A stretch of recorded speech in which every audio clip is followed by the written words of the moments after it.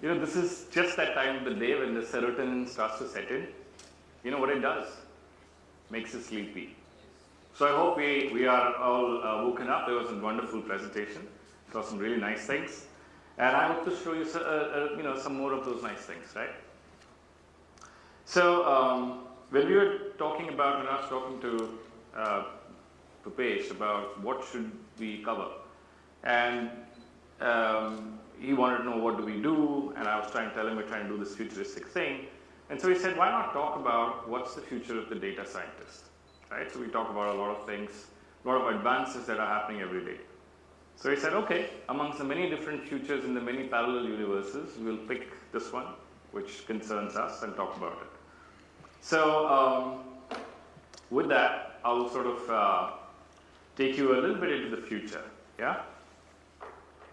So imagine this, right? 2050, you guys see all these science fiction movies, right? And imagine that the USS Enterprise is about to take off, right? On this galactic travel, we'll travel through the universe, discover new worlds, blah, blah. Now you have the responsibility to staff it, right? Who would you staff it with? Who all would you need? This is something that's going to happen over months. It's going to travel light years into different galaxies, different universes, right? How would you staff it? You'll have medical officers, engineers, you'll have, scientists, geologists if you're going to land on a new planet. And obviously, you're light years away, so you can't just plug the data back, hey NASA, analyze, send back. You got to do everything there. It has to be self-contained. So by the time you finish the head count, right, by all the specialists, you probably have to take a quarter of Navi Mumbai with you, right? Now we can't have that, right? So what's the answer? Science fiction gives us the answer. Science fiction is really just reality that's not arrived yet, right? So how did they solve it? You guys have all seen these movies, right? How did they solve it? Right? Do you recognize it? Yeah? R2 from Star Wars. He can be a navigator. He can be a pilot. He can be a weapons officer, whatever. So the whole idea was that if you have to scale up in capability without necessarily scaling up in quantity, right? And in a way that you can speed up as well as you scale up, then what do you have to do? You got to virtualize cognitive skills, right? So if you look at everything that we do as data scientists, these are all cognitive skills that we have. Yes, we look at data, we look at information, but information is information. Information doesn't solve anything, right? It's just an input to insight. And a lot of times people use information and insight interchangeably. It's not, right? What were the sales last week? How's that going to help you do anything, right? You can do a rear view performance evaluation, but it doesn't answer what you're going to do tomorrow. But when it feeds in, when I use that to now build a forecast about what possibly would happen in the next 3 months or next 1 week, then I have something to work on, right? Those cognitive skills are what we need. So what's the gap? Why can't we do that? Why can't we build an R2 today? Right? Where's the gap, right? This is what the view looks like. If you look at, and I'm hoping there's a lot of data scientists here, you can tell me if you see this, right? So if you look at the data science team in any organization today, we've carved it out into business as usual and competitive advantage, and I'll tell you why we've done it that way. Imagine this scenario, right? I'm the sales leader, so I'm like, hello analyst, I need a sales report. But you have it on Tableau, or whatever other PI tool they might have. No, but see, I comp my sales guys on X and Y product, but not Z. So I need a report that tells me what's the fraction of X plus Y, but not Z, as a total of the sales. And it's not on Tableau, right? Okay, on it. How many of you have done this? Come on, be honest, all right? Right? I mean, if you look at it globally, globally, 40 to 60% of all the analyst time goes in doing these data pulls. And these are data pulls, right? Sometimes the BI guys call them analytics, but it's really just a convoluted data pull. Once you're done with that, then you come to the business of building models, right? So you're building predictive models, you're trying to build, propensity models, risk, fraud, supply chain, forecasting, all kinds of models. And how do we build them? What groundbreaking work is done? Very little, right? In the last 2 decades, if you see, the models fundamentally remain same. Regression, logistic regression still rules, right? There is incrementality in terms of trying new methodologies. There is some incrementality in terms of bringing in new data. Fundamentally, the process remains same. Fundamentally, the models more or less remain the same. And in fact, sometimes they're actually the same. You just do model calibration, right? And you do model monitoring. How much time is left over after that? Very little, right?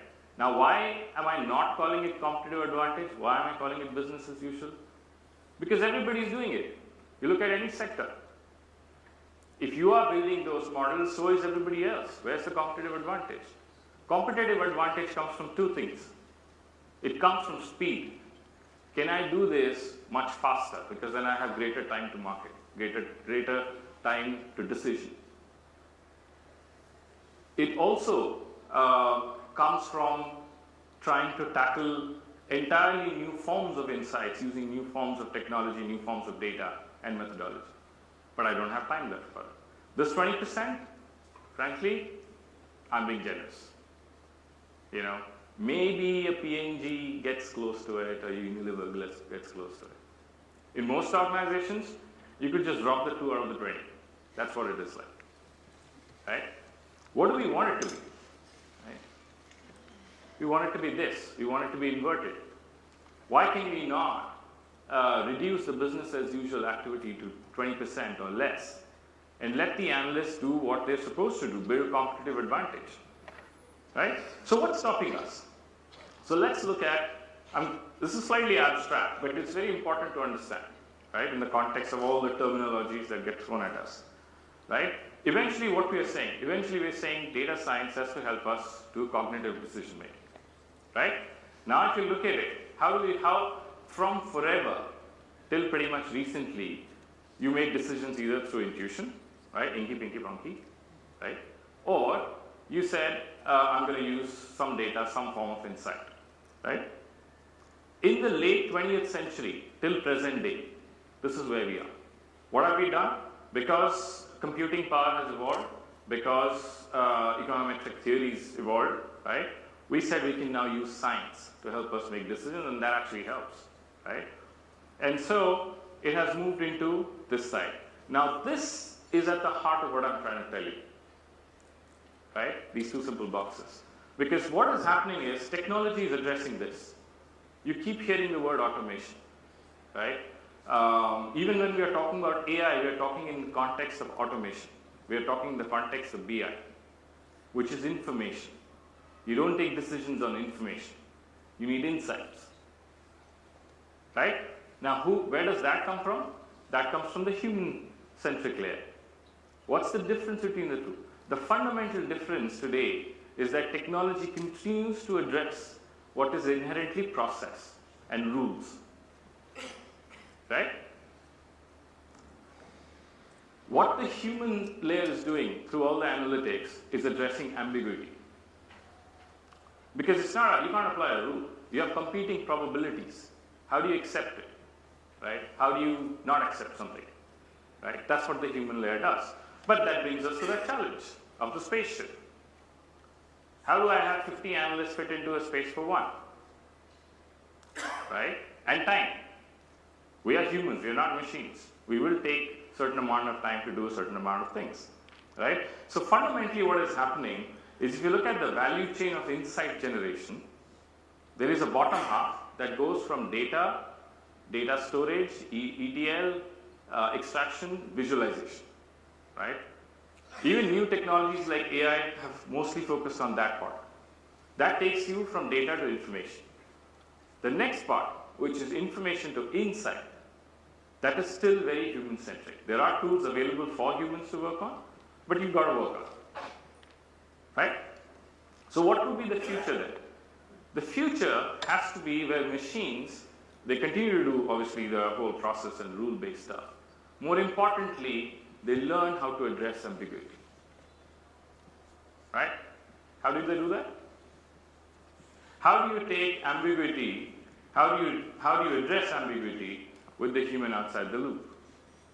Right? Artificial intelligence. We are using today artificial intelligence to deconstruct language. Right? We're saying, I have a question. Can I make the machine understand the question and go find things? We're using it for search. Right? But is that really the true power of artificial intelligence? The true power of artificial intelligence lies in its ability to learn. And if you can learn, right, then your cognitive abilities develop. We know that. That's what we learn, right? As kids, that's how we grew up. So what would a virtual analyst look like, right? So you have the core layer that we're already seeing, that you're seeing a lot of solutions. I won't get too much into it. But we're essentially talking about descriptive stuff, where, what, who, kind of stuff, right? We are also talking about some layer of diagnostic coming through semantics, right? We just heard a wonderful presentation on that, right? But that's still more or less rule-based, right? Where does it become a true analyst? When we get into predictive and prescriptive, right? Now there are, one would argue there is predictive there today, in some of these solutions and tools. But they're predefined. They're purpose-based. If it's a solution that does fraud detection, it will only do fraud detection. You can't ask it to, predict weather, right? A true analyst should have the ability to understand how to look at data, how to draw patterns, how to make conclusions. Then you can throw whatever data at it, isn't it? That's where it needs to be, right? How would it work? This is how it would need to work. You ask a question in plain English, right? So the first part, which is also AI to a certain extent, right? NLP breaks it down, understands what is being asked, goes to the data, Now up till this part, you would have seen a lot of solutions addressed. What do we want to do? We want to take it further. We want to trigger algorithms. We want to trigger rules. Sometimes it's a combination, right? Think about how we make decisions, right? Create visualization. And once you create visualization, you don't stop there. Because you have to give a decision. That's the end point, right? And so make the right recommendation. All of this should happen instantaneously.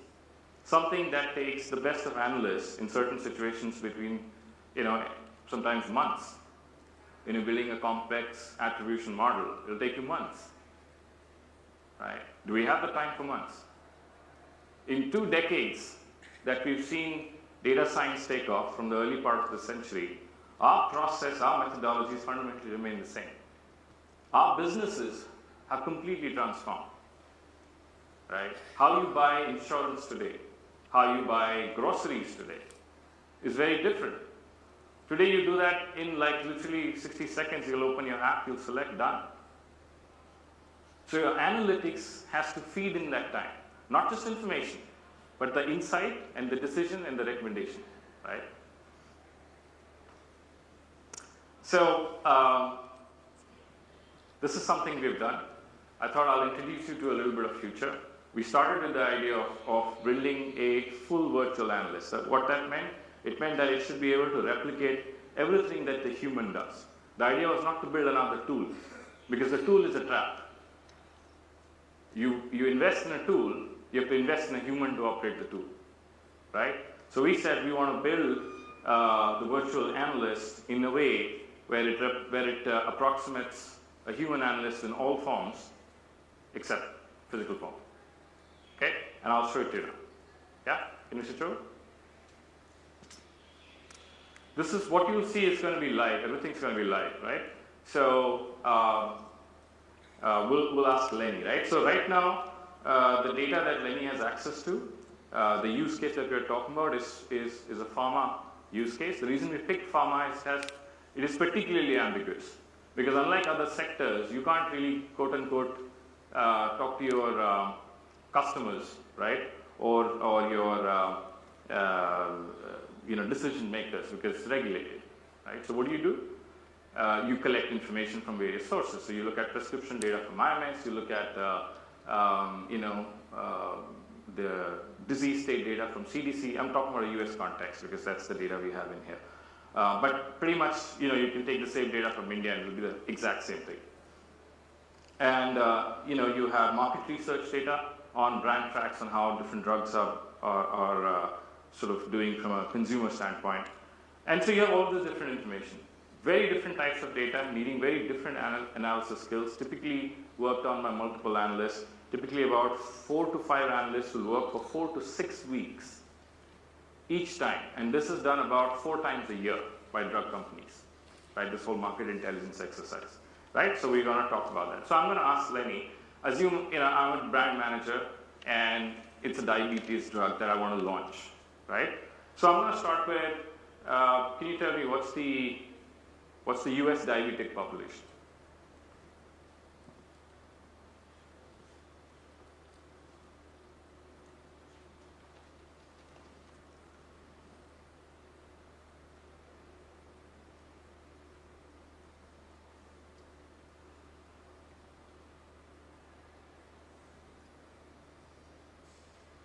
So I didn't have to point it to a data system. I didn't have to point it what to do, how to show me. I just had a question because that's how business operates. Anything more, business will not use. 90% of business leaders do not touch tablets. They will say, hey, analyst, can you pull these 3 numbers, give it to me on a slide, right? Because it changes the way you're asking them to interact, right? How do they interact? Ask a question. So you ask a question, Leni figures out the rest, right? So let's just quickly see what it did. So can you just show it to me for some state, for California, let's say.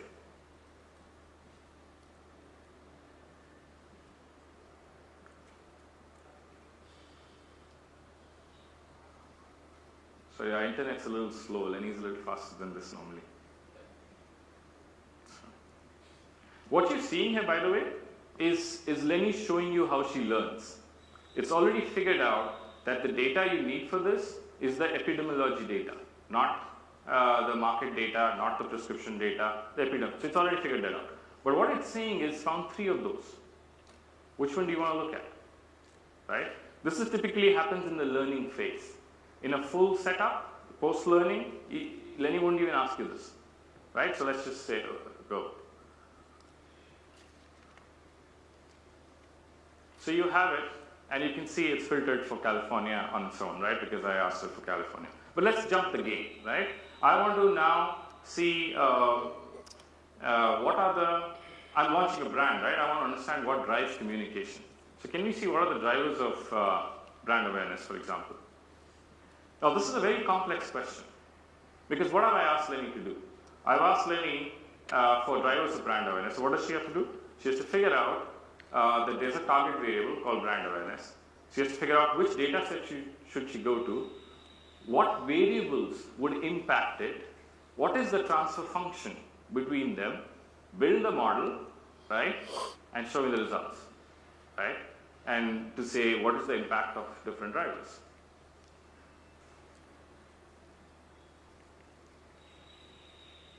Sorry, internet. We can't get over basic challenges at times. Oh, there it is. So this is something that would take the average analyst about a week's time to do, right? And live. And we can ask Leni to do this for anything else as well. Once Leni learns how to do certain thing, right, you don't have to teach it for every single possible question. That's the beauty of it. One of the challenges we give ourselves with a lot of visualization software, right, is you still got to go build every single chart. Imagine the pain in that. By the way, anything that you see, any chart you see, 0 human intervention. No templates, nothing.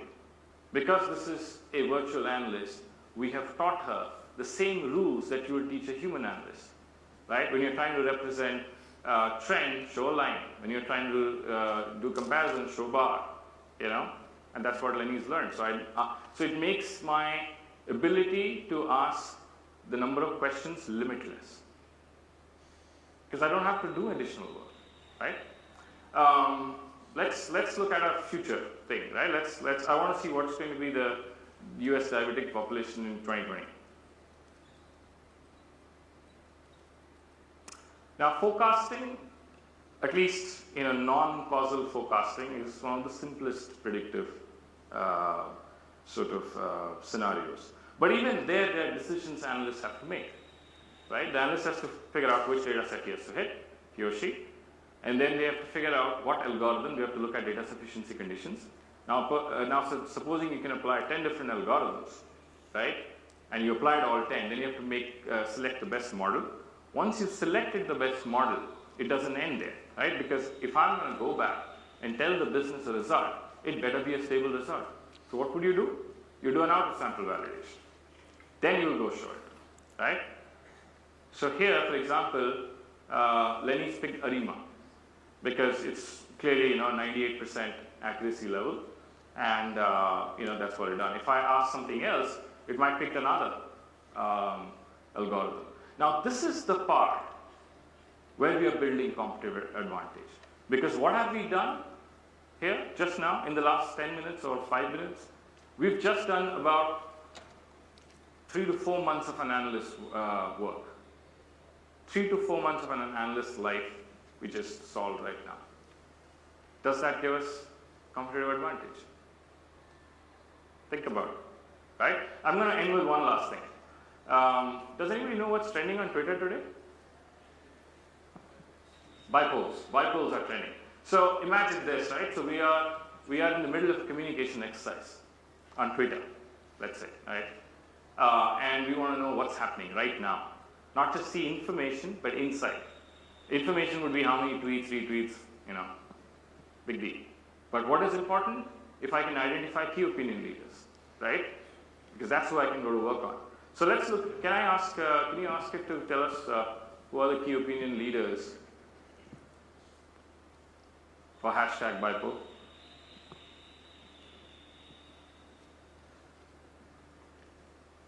This might take a little bit of time over the internet connection we have.